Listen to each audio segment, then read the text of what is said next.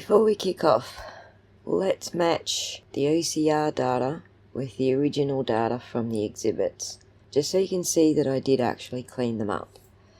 So this is exhibit 593, and this is the alleged 3-point turn data, and this is the table that matches the 3-point turn data. So I've got all the values correct now, and then of course we also have the incident data, which comes from exhibit 594. And there you go. So if you want to, you can pause the screen and double check I got all my numbers right. But I think we're pretty good.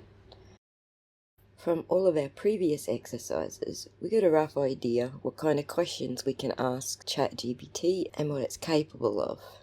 Those previous exercises have also taught ChatGPT what I am going to do, or the way I phrase my questions, and the line of questioning that I'm looking for. And so here's a rough outline of what I plan to do. I'm first of all going to tell it I've got a new set of data and upload that data. And then I'm going to ask it if the data looks typical for a text stream output.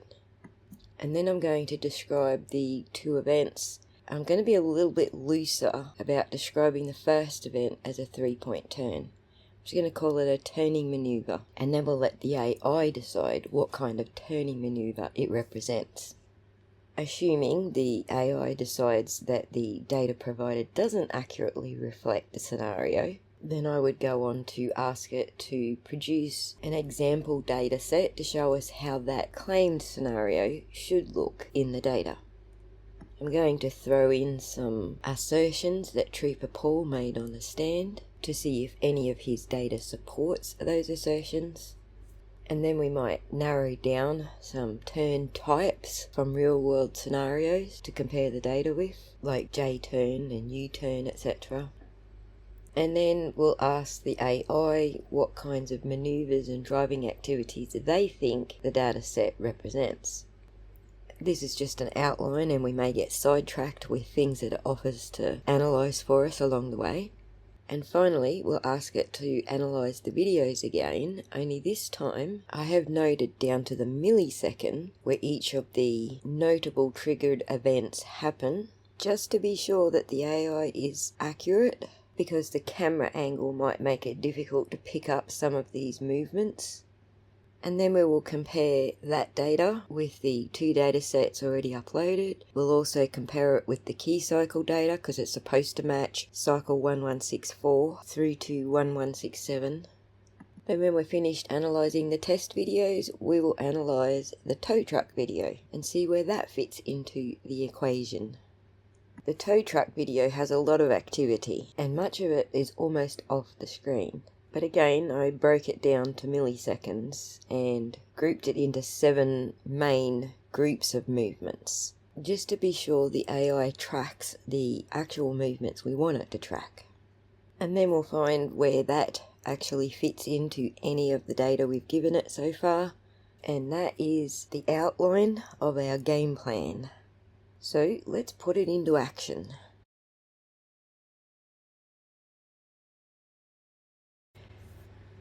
So let's begin by putting in our data first. We'll just paste that question in. I want you to analyse some new third-party spreadsheets claimed to be taken from a Toyota Lexus 570 text stream. I will upload them in CSV format.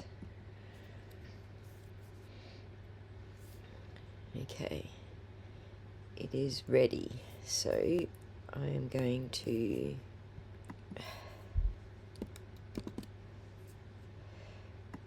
say the third party contends that this data set represents a turning maneuver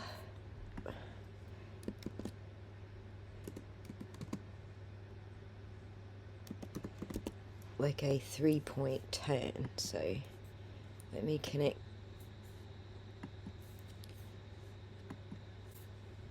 There you go. It says it's going to analyse the dataset and check for any inconsistencies. It says we have 22 records with 15 columns, including key telemetry data such as vehicle speed, gear shifts, braking, accelerator input, lateral and longitudinal g-forces, and steering angle. Initial observations. Speed and movement. The vehicle speed varies, but no extreme fluctuations are visible in the sample data. The data set includes both miles per hour and kilometres per hour for reference. Gear shift activity. The column shift position signal indicates either forward or reverse. So far, the first few records show only forward gear. Braking and acceleration. Brake switch is mostly on, meaning braking is being applied. Brake oil pressure also fluctuates, indicate varied brake application. Accelerator opening ratio is consistently 0%, suggesting that the vehicle is not accelerating. Steering activity. The steering wheel signal increases significantly across the data set, reaching values above 300 degrees. High steering angle suggests the vehicle is making significant turns. Lateral and longitudinal forces. Lateral g-forces vary, showing movements associated with turning. Longitudinal g-forces also indicate acceleration and deceleration. Alright, so we get some charts here, and it's going to analyse, checking if the reverse gear is present at any point to confirm if the vehicle actually performed a reversing manoeuvre. Plot the steering angle, gear shifts and speed over time to visualise the movement pattern. Compare accelerating and braking patterns to typical turning behaviours and validate if this pattern is consistent with a controlled 3-point turn. So here is the steering angle over time. So the angle that it's being turned at over time. And then the vehicle speed over time. So it is decreasing speed, then stops, and then increases speed, and then stops, and then increases speed again. The gear shifts over time. This is forward, reverse, forward. Key findings. The steering angle analysis. The steering angle increases significantly over time, reaching over 300 degrees. This suggests the vehicle was making a sharp turn. However, if this were a full 3-point turn, we would expect a shift in the opposite direction at some point. Speed analysis. The speed decreases consistently, suggesting braking or deceleration. There are no extreme accelerations or sudden stops, which would typically be seen if the vehicle was quickly shifting between forward and reverse. Gear shift analysis. The shift position signal remains at 1 throughout the data set. If this were a 3-point turn, we would expect at least one instance of reverse, but that does not appear in this data set. The data set does not currently support the claim of a 3-point turn. Before we do that, I'm just going to say that there is a reverse.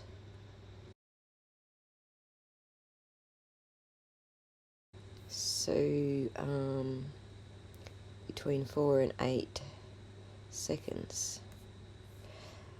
Let's say that between 4 and 8 seconds, the shift position switches to reverse. Okay, let's fix some typos in your gear shift analysis.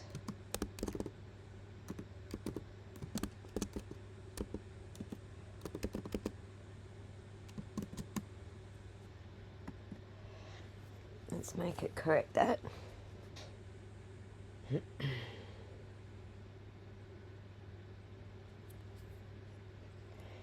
It says you are correct. Between 4 and 8, the shift position changes to reverse, confirming that a reversing manoeuvre occurred.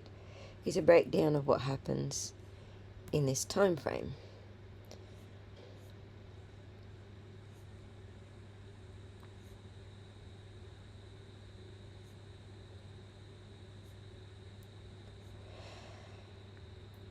It's making key observations about the gear shift, the acceleration in reverse and the steering angle changes, and the lateral and longitudinal G-forces. It notes that the vehicle does come to a stop, the brake pressure is consistent with that, the accelerator input increases to 50%, engine RPM rises from 600 to 1300, and then it notes the steering angle changes, and it notes the lateral G-forces remaining low initially but increase as the vehicle moves. Longitudinal G-force indicate backward acceleration. What this means, this dataset does contain a reversing manoeuvre, contradicting my early assumption that it was purely forward. However, for a full 3-point turn, we would expect another forward shift after reversing. I will now check whether the vehicle came back to forward after this reversal. Confirmation. At 8.5 seconds, the shift position changes back to forward. So it's corrected itself here because I directed it to. So that's something to note when you're going through analysing with the AI, that you do correct it when it's missed something. Conclusion. This dataset does follow the expected pattern of a 3-point turn. Forward movement with right steering, stopping with shifting to reverse at 4 seconds, backward movement with opposite steering, stopping and shifting back to forward at 8.5 seconds, accelerating forward with counter steering. This dataset is consistent with a 3-point turn, but further verification is needed. Compare with prior datasets to check for inconsistencies. Examine timestamps and context. Was this recorded during the alleged event? And check if the turning radius and speed match the expected behaviour of a Lexus LX570. Would you like me to cross-reference this with previous telemetry data, or do you have other areas you'd like to explore?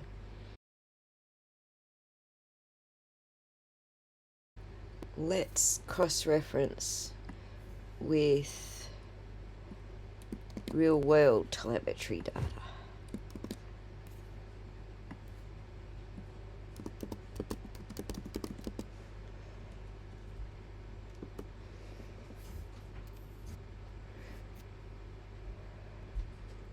It looks like I don't have access to real-world telemetry dataset for cross-referencing. If you have a relevant dataset, please upload it and I'll compare the key parameters between the real-world data and the third-party 3-point turn data. You do. Alright, let me ask it to prepare a, we're going to skip forward to one of these steps, because I would like to see if it can actually access real-world data. It did, in our experiments it did, but we shall see.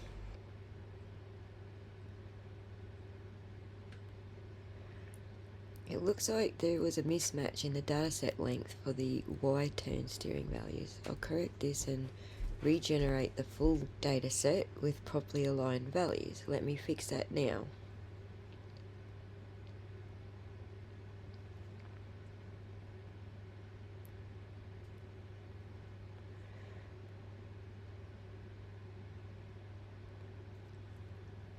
It gives us a turn maneuver comparison data. I've generated a comparison dataset showing the expected telemetry patterns for 3 types of maneuvers: a 3-point turn, a U-turn and a Y-turn. This dataset includes key parameters such as speed, gear position, steering angle, braking, throttle input and lateral G-forces. You can now compare these with the third-party dataset to check if their claimed 3-point turn follows realistic behaviour. Now I'm going to ask you to do that.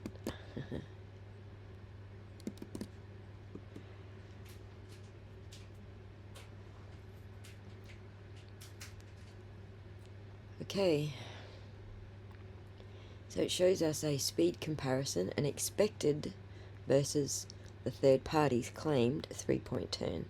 The expected is the dotted orange line and the third party's claim is the solid orange line.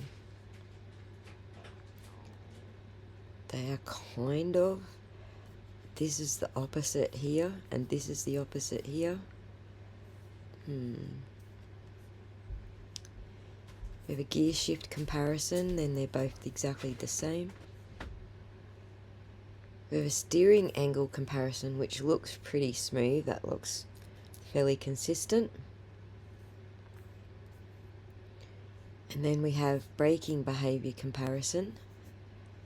It's kind of a little bit misaligned. And it's kind of the opposite here. So the findings, expected versus third party 3-point turn. After analysing the speed, gear shift, steering angle and braking behaviour, here are the key takeaways.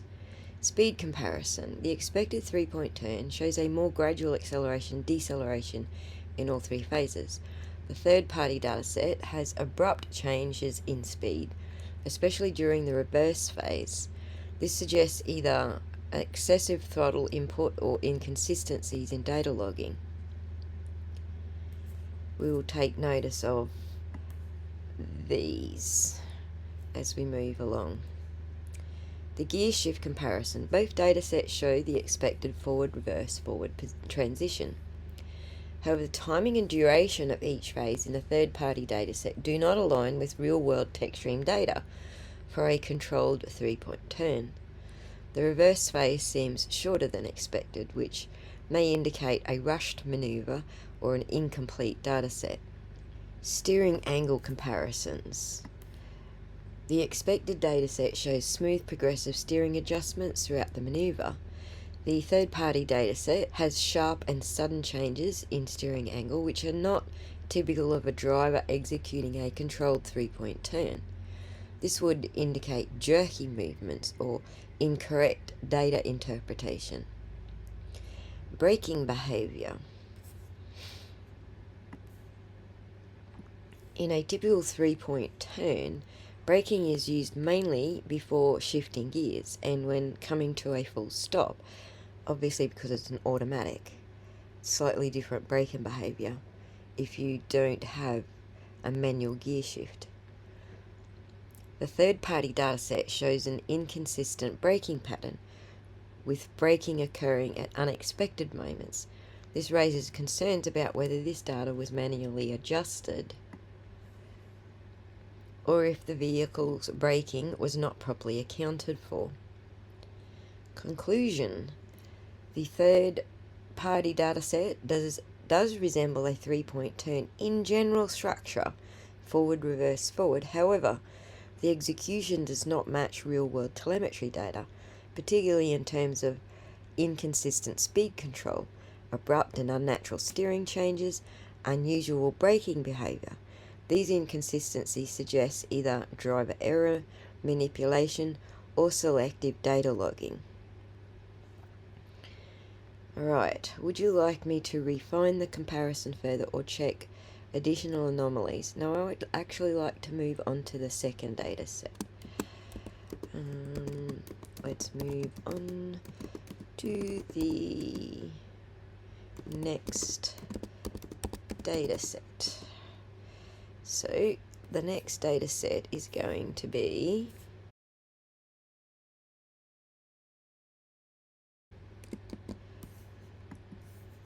alright.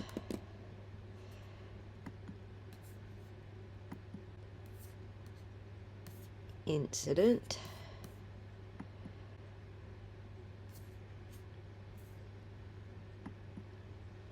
The third party contends that this dataset represents an incident described as a vehicle pedestrian strike involving a 200-pound, 6-foot-tall male.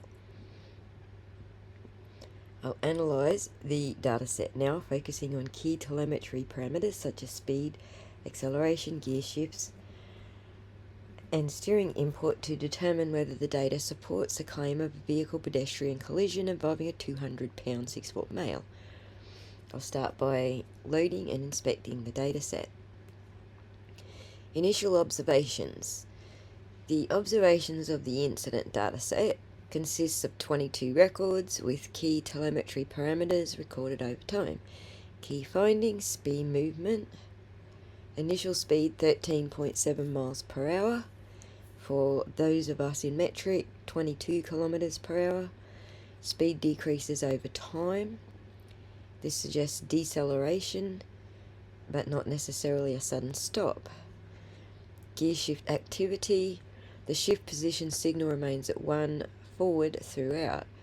If this was a pedestrian stripe, we might expect abrupt braking or gear change, but no reverse maneuver is recorded. I think there is. We'll have to correct that. We'll come back to that.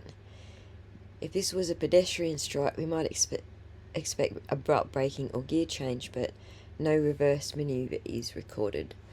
We shall repair that. Braking and acceleration: brake switch is on throughout the event. Oil pressure increases over time. The accelerator input is at or near zero, indicating no intentional acceleration. We might have to correct that too, although the data might not support it, but we'll come back to that. So 2 and 3 need to be corrected. Longitudinal and lateral g-forces are mostly negative, indicating deceleration.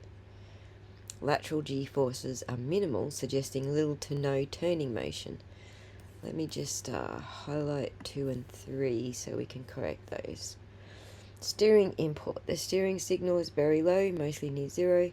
This means the vehicle was moving in a relatively straight line rather than swerving or making sharp corrections. Now we're going to check for sudden deceleration or impact signatures in the longitudinal g-force data, compare the braking behavior with real-world emergency stops, analyze whether the vehicle speed and deceleration patterns match a pedestrian impact scenario, and look for any secondary acceleration events that may indicate an unintended throttle input. Again, we have speed over time, which is really weird. There's nothing smooth about that. And then we have g-forces over time. And then we have brake pressure over time. So at the start of the maneuver, brake pressure increases and then lifts off, and then there's no brake pressure. Analysis of key incident data trends. After examining all of those things, here's what we determined. Speed analysis: the vehicle gradually decelerates rather than coming to an abrupt stop.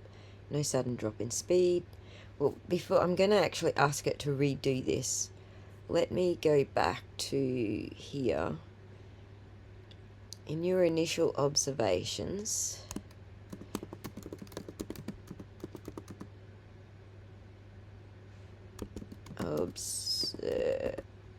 observations, you noted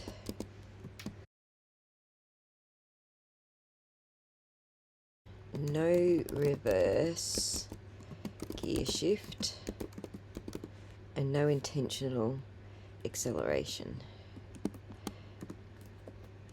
and no intentional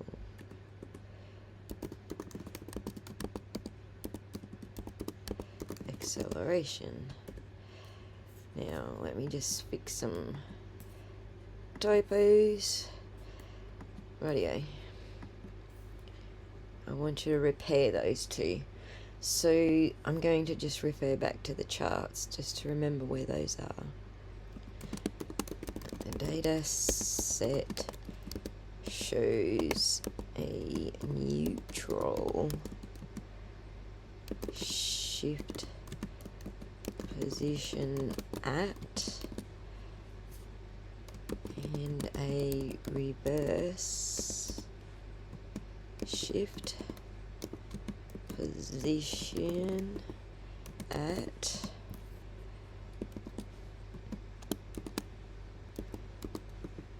rerun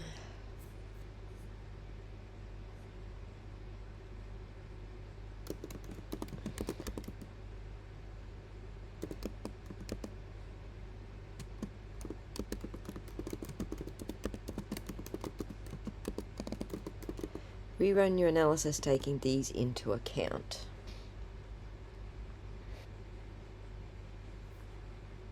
So now we have a different type of chart. It's showing the incident before the neutral shift and then the incident after the neutral shift, which is nice.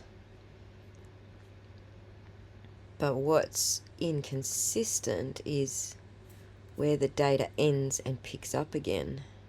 So we should be showing stopped all the way through that. In the G-forces, we are seeing the speed reduces, the G-forces come down.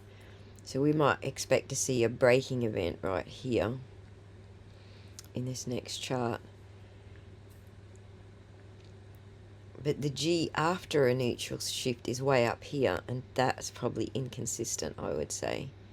There's the brake pressure applied, and there's apparently no braking after that. So it's updated its analysis with neutral and reverse gear shift considered. Okay, the speed analysis. Before the neutral shift, the vehicle was already slowing down. After the neutral shift, the speed continues to drop. At the reverse shift, the speed is already very low, suggesting a controlled stop rather than a sudden impact response. The longitudinal G-force analysis, or impact detection.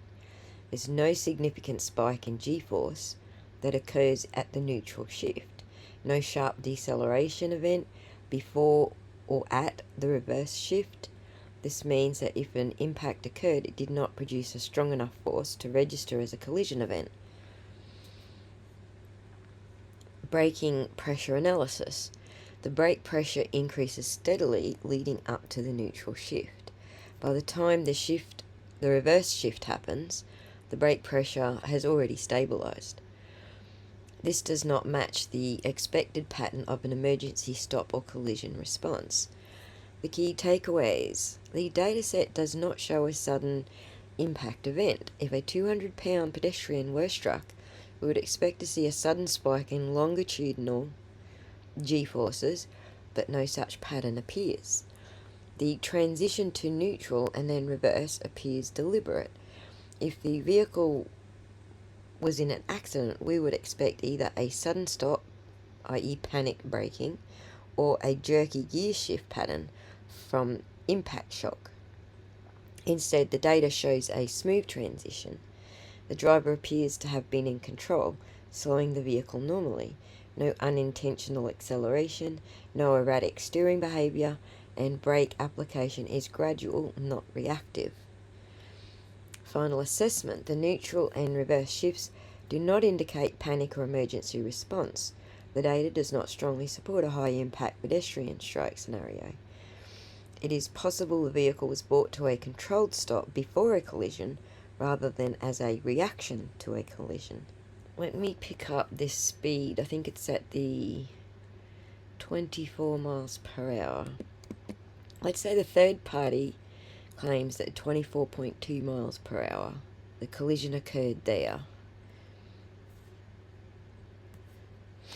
So according to the third party,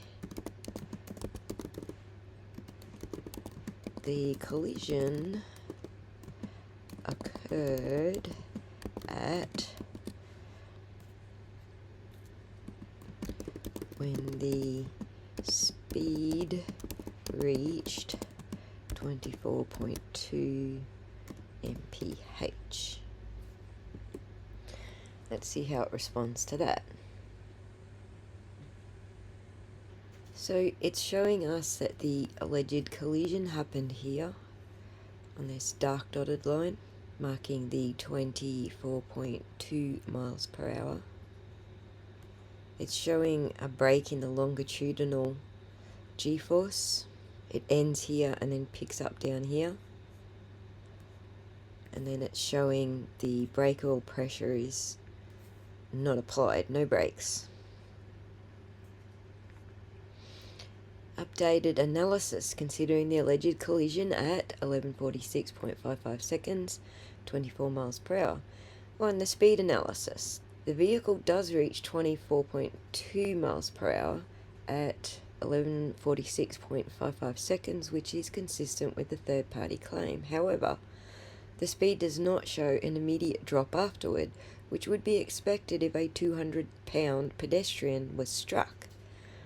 Instead, the speed trend suggests continued forward movement with no sharp deceleration. 2. Longitudinal G-force analysis. Impact detection. No significant spike in G-forces at the moment of alleged impact. If a pedestrian impact occurred at 24.2 miles per hour, we would expect to see a sharp deceleration, sudden positive G spike due to the force of collision. Instead, the G-force trend remains relatively stable, showing no definitive signature of impact. 3. Braking pressure analysis. The braking pressure does not spike at the moment of the alleged collision. In a real pedestrian strike, we would expect immediate braking pressure increase, but the data shows no emergency braking response at 1146.55 seconds. We know that Trooper Paul explains this away by saying she did this on purposely, so she didn't want to brake. AI suggests that if a collision occurred, the driver did not react immediately with braking, which contradicts expected human reflex behavior. Key findings and possible explanations. No impact evidence in G-force data. We just went through that. Lack of emergency braking response. We just went through that. Speed trend does not show a collision signature. We just went through that. So the preliminary conclusion is there is no clear evidence in this data set that a pedestrian strike occurred at 24.2 miles per hour. The lack of G-force impact, braking response, and speed drop raises serious doubts about whether this data set actually records a collision. If a pedestrian strike did occur, the data set is missing key telemetry evidence that should normally be present. I would like to just point out here that the ARCA guys could absolutely testify to all of this and show these types of charts to the jury.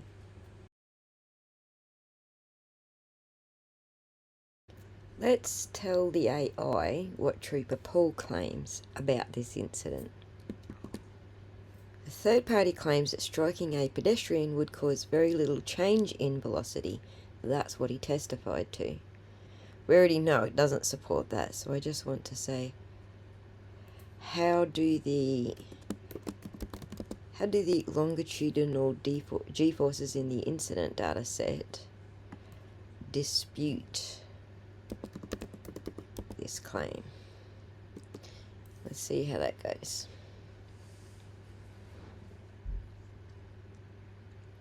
The third party asserts that striking a 200-pound pedestrian in metric, that's 90 kilos, at 24.2 miles per hour, and in metric, 39 kilometers, would cause very little change in velocity. However, an analysis of longitudinal G-forces contradicts this claim. Expected deceleration in a pedestrian collision. In a real-world pedestrian impact, not in Trooper Paul's world, the vehicle undergoes a sudden deceleration due to initial impact with the pedestrian's body, causing a sharp G-force spike, momentum transfer from the vehicle to the pedestrian, slowing the vehicle down, and possible braking by the driver, increasing the deceleration. Studies on pedestrian vehicle collisions show that a mid-size SUV striking a pedestrian at 20 to 25 miles per hour can experience a deceleration spike. In the data, it's shown as meters per second squared, and so it's saying between 5 and 10 meters per second squared is the equivalent to a 0.5 G to 1 G deceleration. This is immediate and short-lived, followed by continued braking or rebound effect. What the incident dataset shows, The longitudinal g-force values in the dataset remain relatively stable. There is no sudden spike or sharp deceleration event at the alleged collision time. The vehicle continues moving forward without an abrupt speed drop. This directly contradicts the expected physics of a pedestrian impact. Physics? What do you mean, physics? When did physics come into this? Why this disputes the third party's claim. If a pedestrian were struck at 24.2 miles per hour, there must be an immediate deceleration due to momentum transfer. Wait, that's physics. What are you talking about? The dataset does not show this expected deceleration. Instead, the vehicle appears to continue without any sign of an impact. This suggests that either the event did not occur as claimed or the dataset is incomplete/manipulated. Final conclusion, basically what we just said, the physics dictates that a 200-pound pedestrian strike at 24.2 miles per hour must cause a measurable deceleration. The dataset does not show any such deceleration, therefore, the third party's claim that striking a pedestrian would cause a little velocity change is scientifically flawed. Is anybody surprised? It says, would you like me to compare this dataset to real-world pedestrian collision cases for further validation? Yes, please. Let's do that.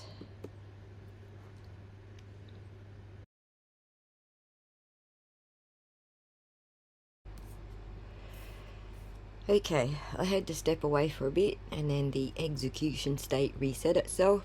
So I had to upload the data again, reset everything, and explain that we were talking about half-second time increments over a 10-second period, and that's what we want to compare our real-world data with. And so it did that, and it's now given us a chart to look at.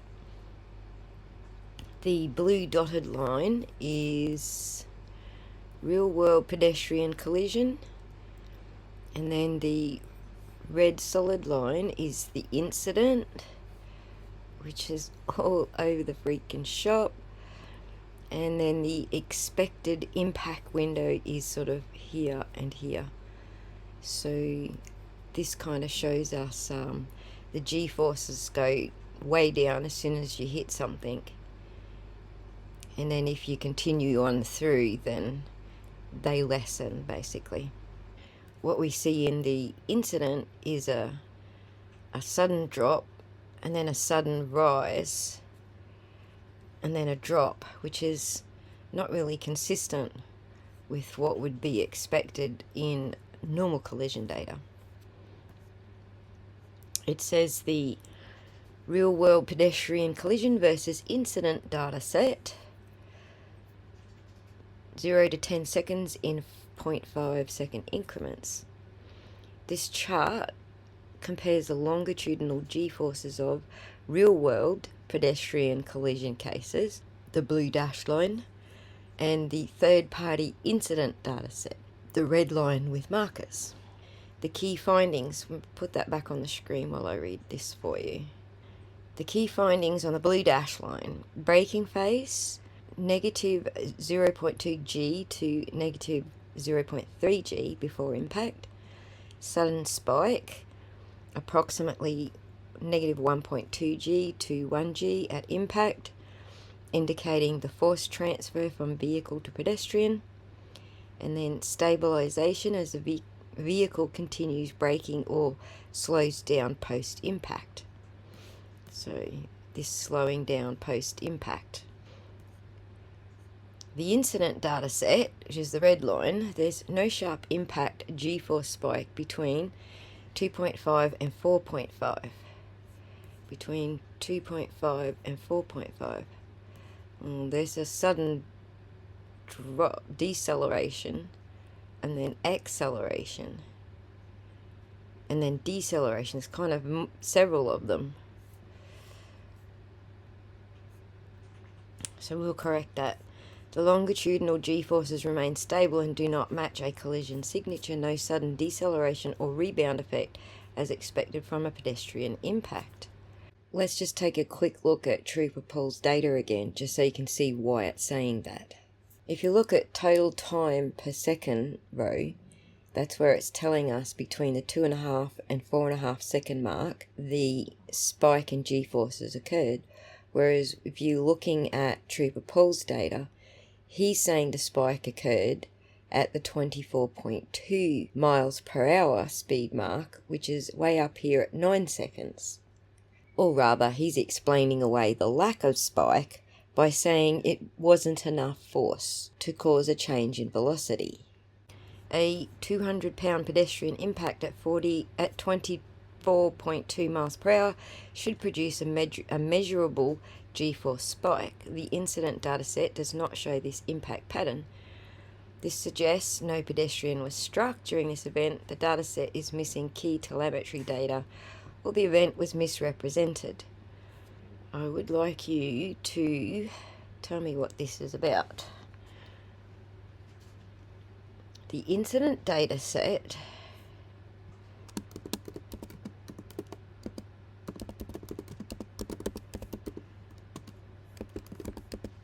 shows a sudden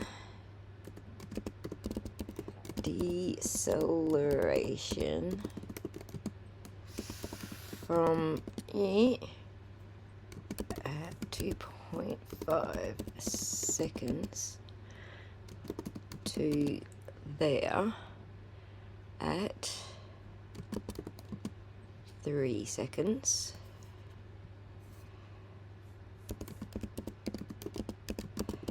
and back up to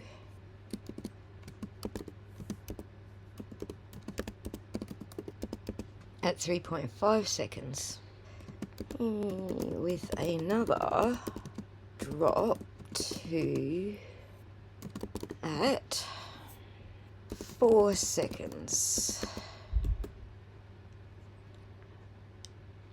So now it's going to zoom in on that time frame. The impact window data. It's going to be record rows 5, 6, 7, and 8 that records those values.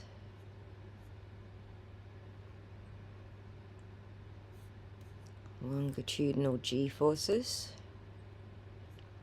Key observations at 2.5 seconds. Longitudinal g-force is there. Speed is 3.1 miles per hour. Braking pressure. Shift position forward. At 3 seconds, shift position is forward. Let's go back here. Expected window of impact should be between 2.5 and 4.5. However, Trooper Paul's data puts it right out here. That's what the problem is. So Trooper Paul puts the actual impact here at 9 seconds.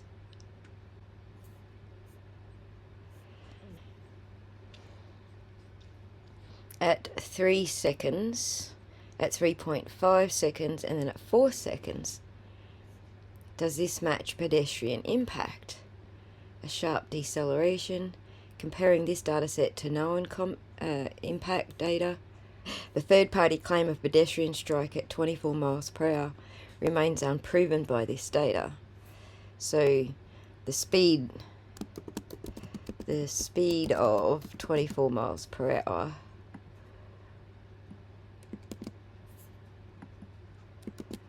occurs at the 9 second mark,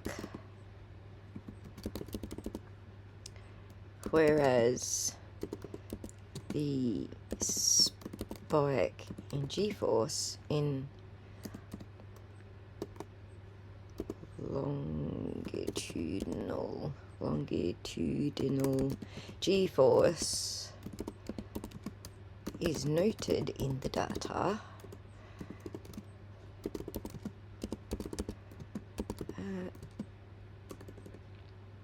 between 2.5 seconds and 4.5 seconds. What does this tell us? I expect it to just say the same thing as it does here, but with the actual times in there. What does a timing discrepancy indicate? Key observations. That speed occurs at 9-second mark. This means the vehicle accelerates and reaches its peak speed at 9 seconds, and at this point the vehicle's moving at a relatively high velocity. The spike in longitudinal g-force occurs much earlier, between 2.5 and 4.5 seconds. At this time the vehicle speed is very low, between 3.1 and 0. The vehicle is braking and comes to a stop at 3.5 seconds, then shifts to neutral and reverse at 4.0 seconds. So, the g-forces are showing us a possibility of an impact whilst in a forward direction, not in the reverse direction. Key implications. The g-force spike and the high-speed event are completely unrelated. If the pedestrian strike supposedly occurred at 9 seconds at 24.2 miles per hour, why is there a major g-force event at 2.5 to 4.5 seconds when the vehicle is nearly stopped? This suggests that the braking event at 2.5 seconds to 4.5 seconds is a separate event from what happened at 9 seconds. The vehicle was likely stationary or moving very slowly when the g-force spike happened. A pedestrian cannot be struck at high speed, 24.2 miles per hour, if the vehicle was nearly stopped at the time of the deceleration spike. This raises serious doubts about any third-party claim that the pedestrian impact happened at 24.2 miles per hour. The second event, peak speed, shows no significant impact signature. If a pedestrian was struck at 24 miles per hour, we would expect a major g-force spike at 9 seconds, but no such spike appears in the dataset at that time. This strongly suggests that no pedestrian impact occurred at 24.2 miles per hour. The third-party claim is inconsistent with the dataset. The g-force spike happens when the vehicle is nearly stopped, not at 24.2 miles per hour. If the pedestrian strike supposedly occurred at 9 seconds, the dataset fails to show an impact signature at that time.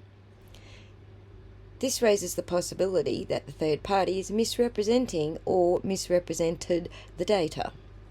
If a pedestrian was struck, it would have happened during the deceleration event at 2.5 to 4.5 seconds, when the vehicle was nearly stopped, not at 9 seconds, when the vehicle was at 24.2 miles per hour. There is no high g-force impact signature at 9 seconds, making a 24.2 mile per hour pedestrian strike highly unlikely. This further suggests that either the pedestrian impact never actually occurred at 24.2 miles per hour, the dataset does not accurately capture the alleged event, the third party is selectively presenting data to support a false claim. I don't think we're going to expose any further inconsistencies because it's already shown us real world data at this point, which shows us that the inconsistency is not here where the speed increases, but in this window here where there's some g-force change.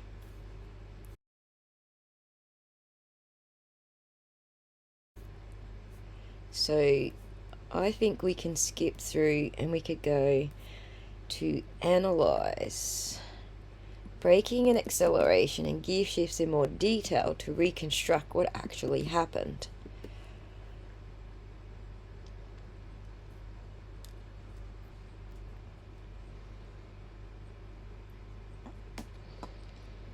Okay, so braking behavior over time is how we saw it previously.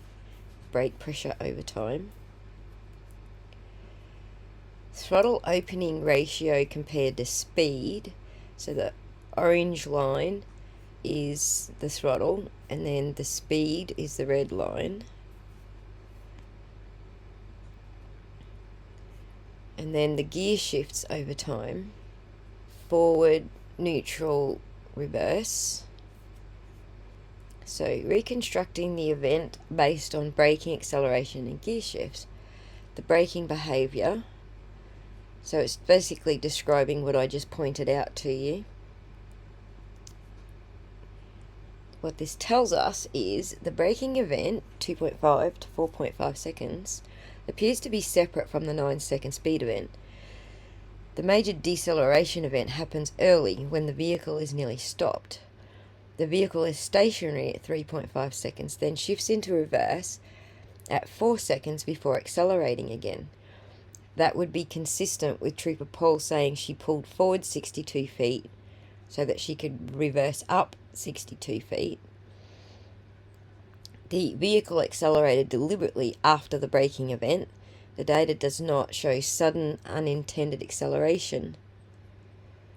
Instead, throttle input gradually increases. So she didn't stomp on the throttle. The vehicle reaches 24.2 miles per hour through driver input, not mechanical failure or external forces. And that the gear change or braking response at 9 seconds suggests no collision occurred. If the pedestrian strike happened at 9 seconds, we would expect braking or a gear shift in response. Instead, the vehicle continues moving forward at a high speed with no reaction, which contradicts pedestrian collision scenario. Again, Trooper Paul is saying, well, she did it on purpose, so she didn't slow down. But the problem with his scenario is there's a Jeep in the way. So she had to slow down. She had to actually come to a stop within a few feet so as not to hit that Jeep without losing traction. The final conclusion, the third-party claim that a pedestrian was struck at 24 miles per hour at 9 seconds is contradicted by the dataset. The major braking event at 2.5 to 4.5 suggests a control stop, not an impact. The vehicle was intentionally shifted into reverse before accelerating to 24 miles per hour. If a pedestrian was struck at 24 miles per hour, we would see a braking or reaction, but none appears in the data. Possible scenarios. The driver stopped and then decided to accelerate normally. No pedestrian strike occurred. A separate event, such as a reversing and then moving forward, caused the braking event, but it was unrelated to a pedestrian strike. The third-party dataset is selectively presented to suggest a false narrative. Alright, so the ARCA guys can present that to the jury that these events, these plots are not consistent with real-world data. So let's move on.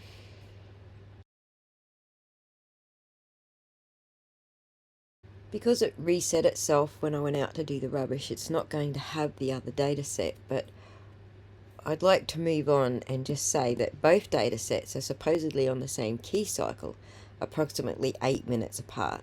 Does the data format, I'm going to have to adjust this because it's going to ask me again. Data format of both data sets appear to match. It's going to say I don't have the original one, I've lost it.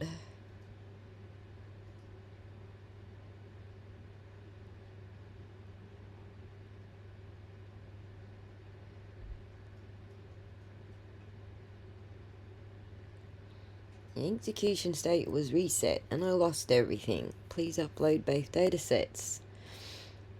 Expected that to happen. Incident and 3-point turn.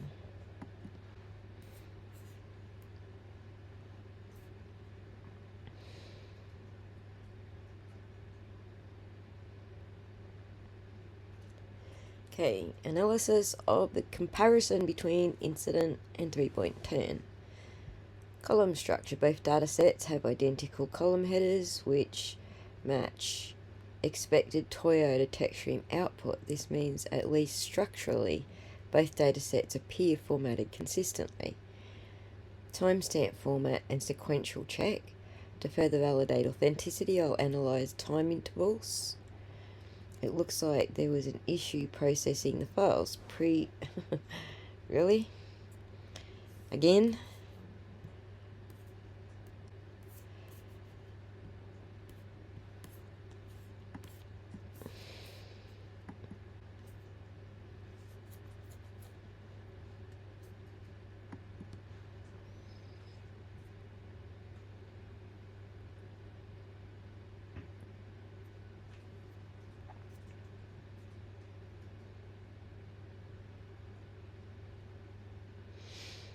Okay, to verify whether both data sets match typical Toyota text stream output, analyze the time intervals between consecutive records. So just to explain why I'm doing this question, if you look here at time between seconds, and you see the two red boxes that I have outlined here, those appear to me to be a discrepancy. Everything along that timeline is measured in half-second intervals, except for those two boxes. Why are those two boxes different? So that's why I'm asking what is typical for text stream output. Key findings. In the incident dataset, mean interval is 0.476 seconds, standard deviation of 0.0768 seconds. Most intervals are 5 seconds with a minimum of 2 seconds. In the 3-point turn dataset, the mean interval is the same. The standard deviation is a little bit bigger, and most intervals are the same, with a minimum interval of 1 second. Interesting. Does this match typical Toyota text stream data? Toyota text stream logs data in intervals of half a second in steady conditions, with occasional minor variations. Both datasets generally follow this pattern, but the 3-point turn dataset contains a 1 second interval, which is atypical. So if we refer back to the 3-point turn dataset, we see time between seconds in the exact same position are atypical. They're not half-second increments. Also, I'll just point out there's an empty box right at the end. That's the same on both data sets. Possible explanations for the 1 second interval. Normal vehicle behavior.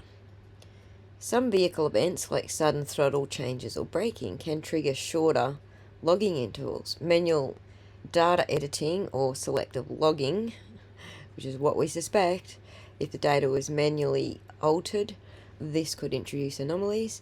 And text stream logging behavior anomaly. Text stream may record certain high-frequency events differently.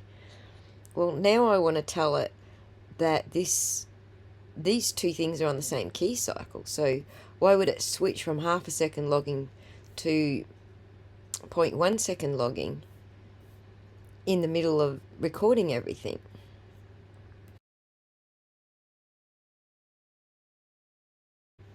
Let me tell it that. The two datasets supposedly on the same key cycle. What does that tell us? What does that tell us about the time intervals?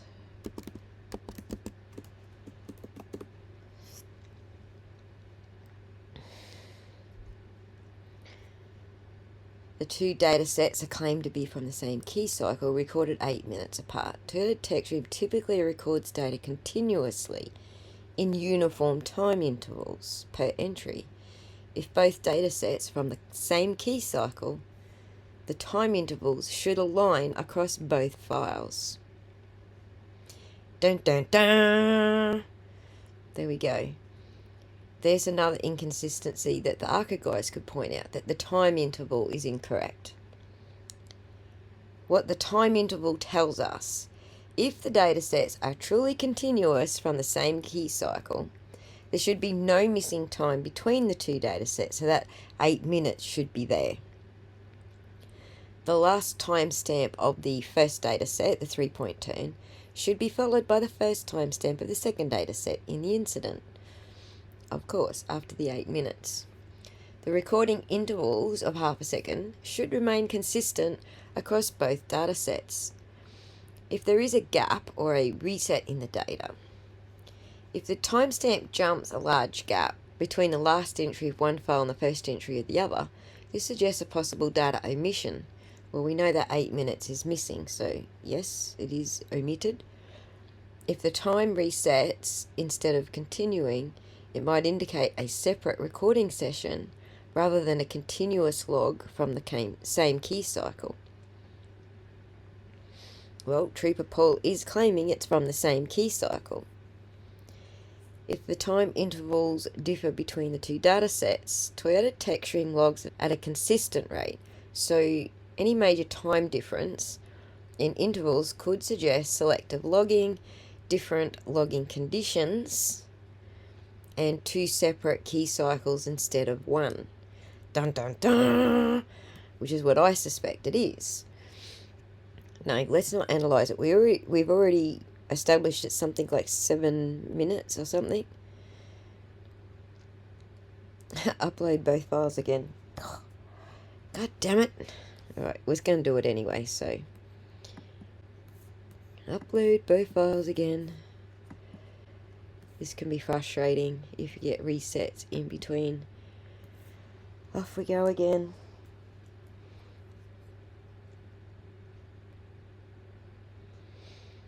It says analysis of the time gaps. The last timestamp in the 3-point turn is 662.8 seconds. The first timestamp in incident is 1137.55 seconds. That's a time gap between the data sets of 474.75 seconds, which is 7 minutes and 55 seconds, which is very close to the 8. The time gap aligns with the third party's claim that the data sets are approximately 8 minutes apart. This suggests that if both data sets are from the same key cycle, then there should be continuous logging across this time gap. We're pretty sure he dropped it. He's just trying to show us this 10 seconds and that 10 seconds. But I don't necessarily believe they're on the same key cycle. It says, however, Toyota TechStream logs continuously in uniform time intervals. There should be approximately 950 missing data points between the two data sets. And if the data set is truly continuous, why are there no data points between 662.8 and the 1137.55? This suggests that data has been omitted. Right, we got that. It's the continuous uniform time intervals that tell us these two things are not the same. One of these things is not like the other. Possible explanations. Selective data logging, obviously. We've pretty much established that one. A key cycle reset. If the vehicle was restarted between the data sets, it could explain the logging interruption, but then Trooper Paul wouldn't be claiming it all on the same key cycle. Intentional data removal, which we know to be the case. He didn't want to show us that whole 8 minutes in the middle. It would have been a very long table spanning multiple screens for the jury.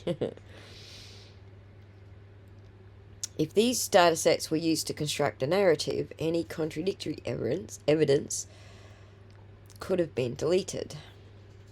We don't know if he's deleted it. There's the key question. Does that data still exist, and is it in the possession of the defense? Very good question. Nonetheless, the fact that the first data set is continuously logging in half-second increments, and then the second data set has changed to 1 second increments, that tells us they are not from the same key cycle. Final conclusion. A continuous TechStream log should not have a large gap. Got that? The missing 8 minutes of data raises serious concerns unless the defense actually does have that data in their possession. If it's deleted, then yes, we have concerns. If a pedestrian strike was alleged at 24.2 miles per hour, there should be continuous telemetry leading up to the event, yet nearly 8 minutes of data is missing.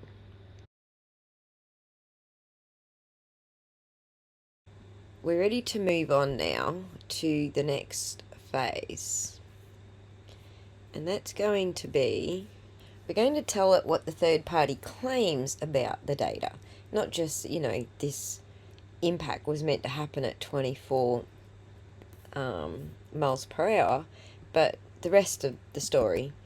So here's so what I've done here is I've just said a turning maneuver. I haven't said a 3-point turn. So the third party claims the vehicle owner performed some kind of turning maneuver before arriving at a given destination to set down a passenger, then sat idling for approximately 8 minutes before reversing up, before suddenly reversing up at 24 miles per hour for 62.5 feet with a minor steering angle change, which the third party claims is consistent with a vehicle pedestrian collision. What say you, AI? What is your analysis of this scenario? Of this alleged scenario?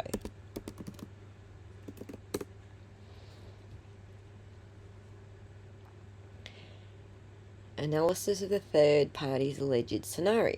The third party claims that the vehicle owner performed a turning maneuver before stopping.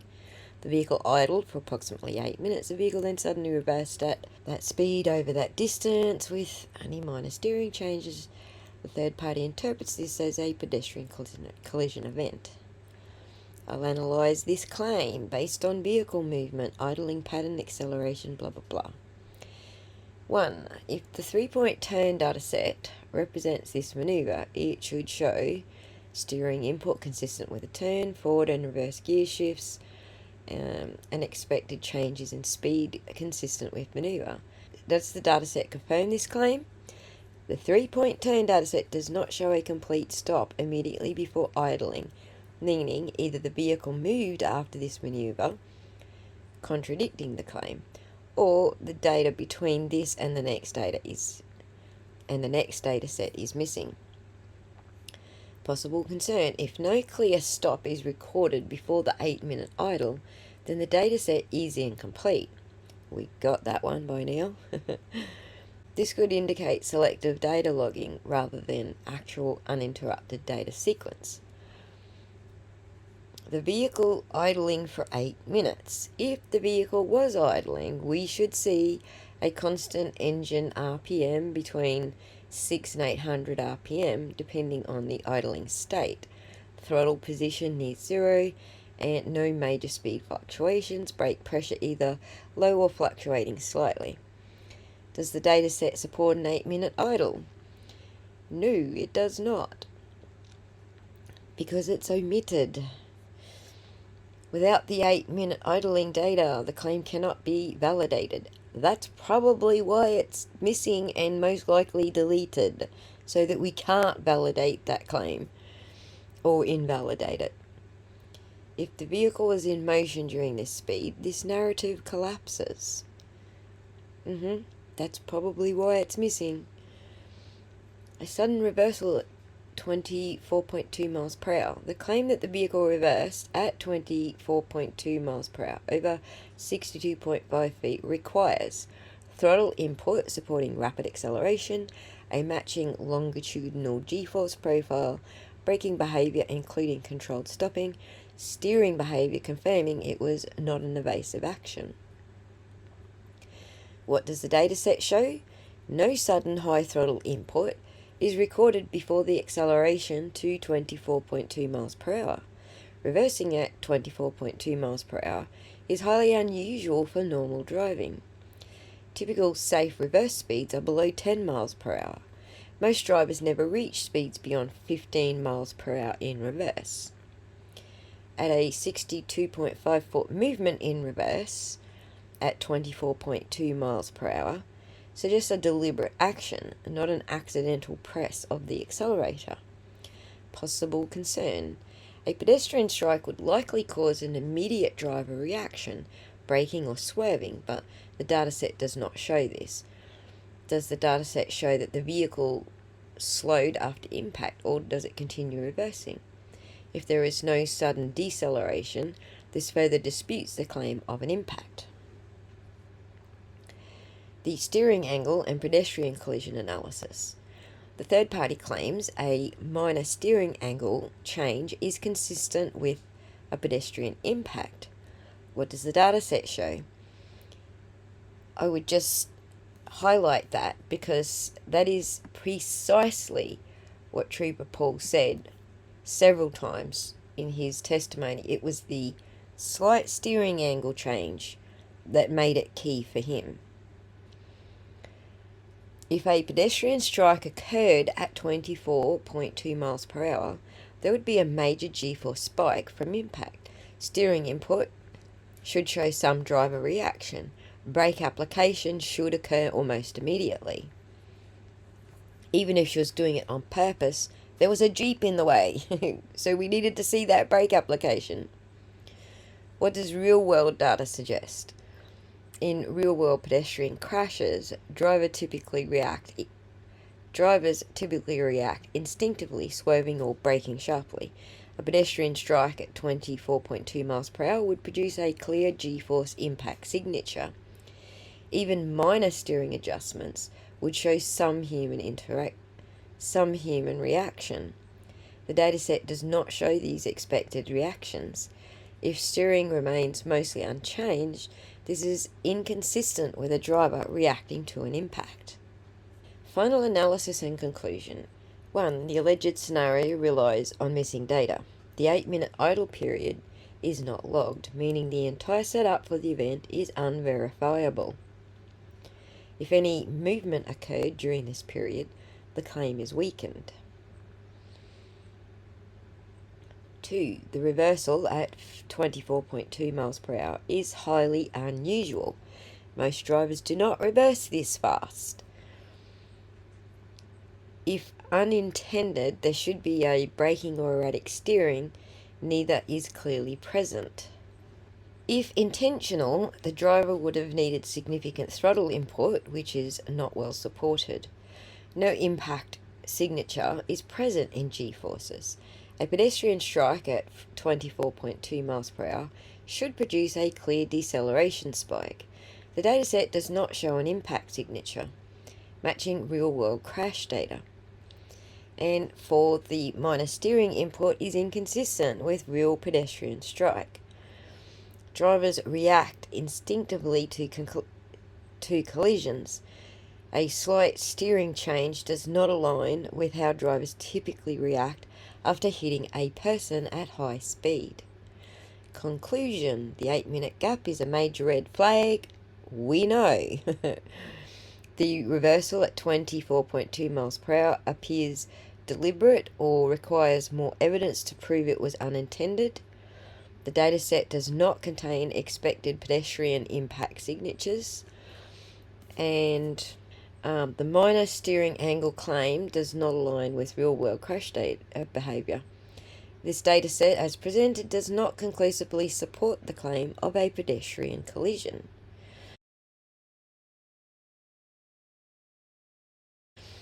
So what I would like to do now is I would actually like to compare this data now, these two data sets, to the key cycles. So we've done this in previous exercises, however I didn't have accurate data sets at that time, so we're just going to repeat those exercises.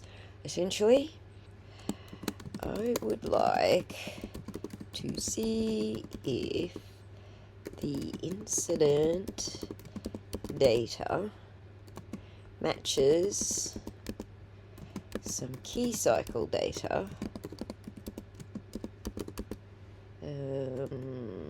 recorded by the third party.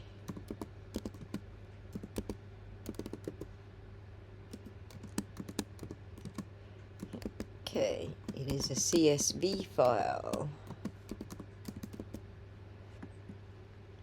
Off we go.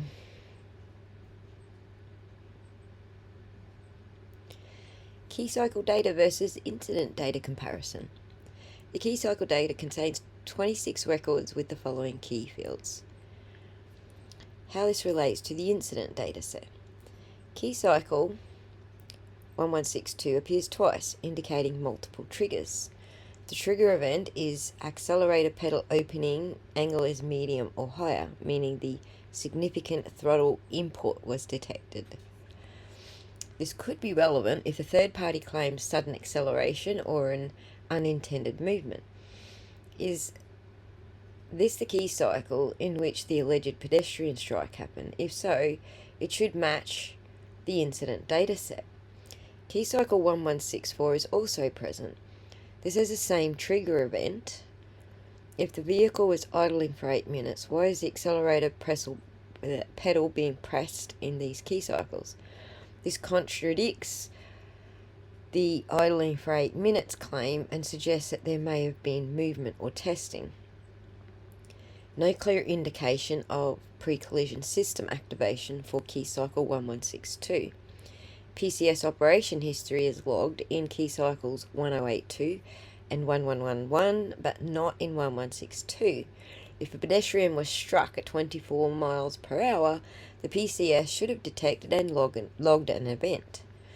This absence suggests either PCS was disabled or that the dataset is incomplete. Next step.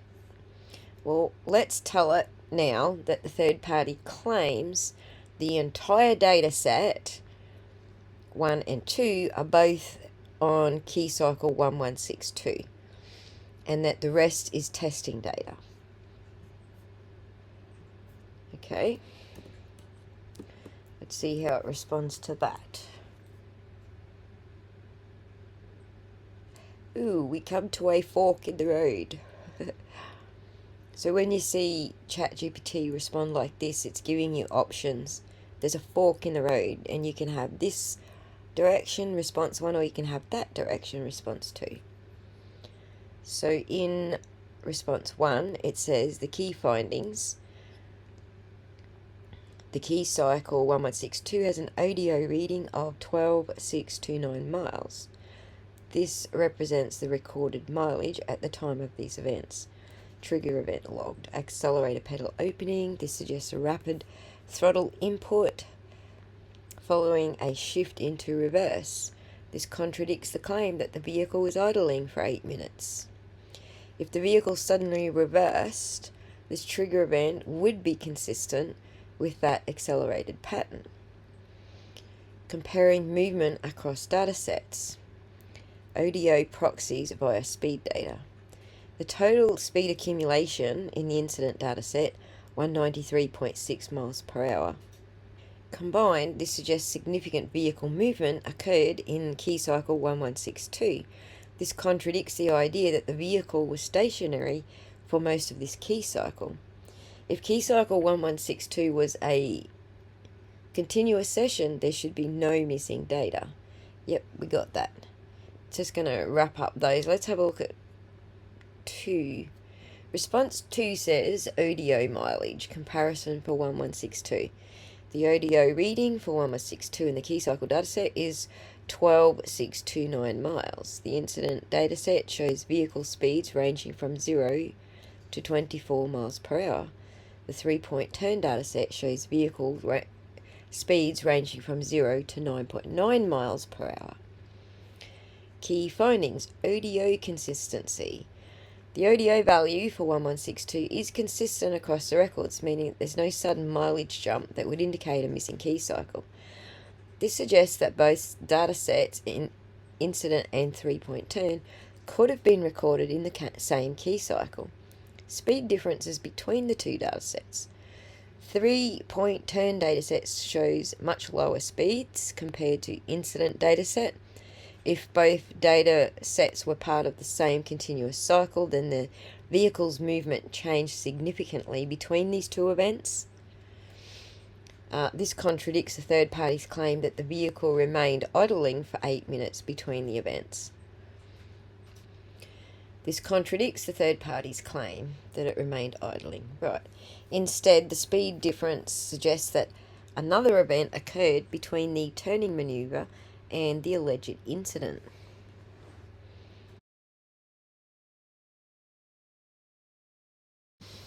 Trooper Paul mentioned drag that he had to recalculate because of drag. So I'm going to ask the AI, does drag from the asphalt play any role in the distance calculation that you just performed?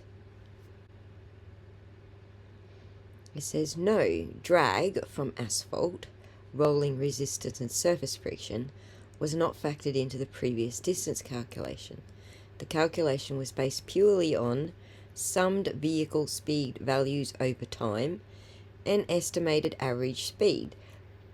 Should we? Yeah, we should just do it for the sake of argument. Let's see if drag has any. It says the total estimated energy loss due to deceleration is approximately 141,802 joules. Energy loss is significant, indicating real deceleration forces at play. This suggests braking, rolling resistance, or drag slowing the vehicle. If the vehicle was truly coasting in reverse, energy loss would be much lower. If braking was present, this energy loss includes both braking force and drag. If no brakes were applied, then rolling resistance and air drag account for this energy loss. If braking was applied, then driver input played a major role in stopping the vehicle. Analyze the braking data to verify if braking force accounts for the energy loss. Yes. Because that's what I suspect it is. Compare this energy loss to real world deceleration events. Let's do that. And then do that.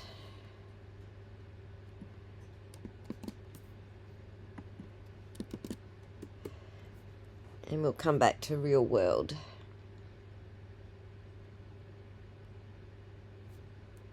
Braking force analysis and energy loss validation. Braking work versus energy lost. Total work done by braking is 306.9 kilojoules, megajoules. Total energy loss from deceleration is approximately 141.8 kilojoules. Braking work as percentage of total energy lost is 216,000%. Discrepancy detected. The key findings. Braking force greatly exceeds the energy lost from deceleration. This contradicts the third party's claim of a passive deceleration, and if the vehicle struck a pedestrian, braking should have been a response to impact, which we know it wasn't. Comparison to real-world events.